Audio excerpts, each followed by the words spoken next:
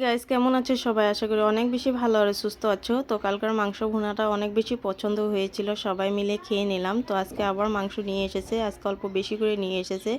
তো বাটা মশলা দিয়ে মাংসটা ম্যারিনেট করে 10 মিনিটও রেস্টে রেখে দিয়েছিলাম। তারপরে আলুগুলো ভালো মতো তেলে ফ্রাই করে দিয়ে দিলাম মাংসর ভিতরে। আর মাংসটা আমি অলরেডি ভুনা করছি, আর ভুনা করার সাথে সাথে এখানে গরম জল অ্যাড করব। 1 কাপ গরম জল দিয়ে মাংসটা মশলাটা ভালো মতো ভুনা করে নেব। শিলপাটায় হাতে মাখা মাংসটা রান্না করলে অল্প টাইম নিয়ে ভুনা করতে হয়, কেননা কাঁচা গন্ধটা থাকলে মাংসটা একদম ভালো লাগবে না। তো এই জন্য মাংসটা ভালো মতো ভুনা করছি, আর গ্যাসটা লো ফ্লেমে রেখে ভুনা করছি। তো এখানে মাংসটা আমার ভালো মতো ভুনা হয়ে গেছে। তো কালকে গ্রেভি করেছিলাম, কাল গ্রেভি করার জন্য আজকে আর গ্রেভি করব না, অল্প ঝোল ঝোল করব।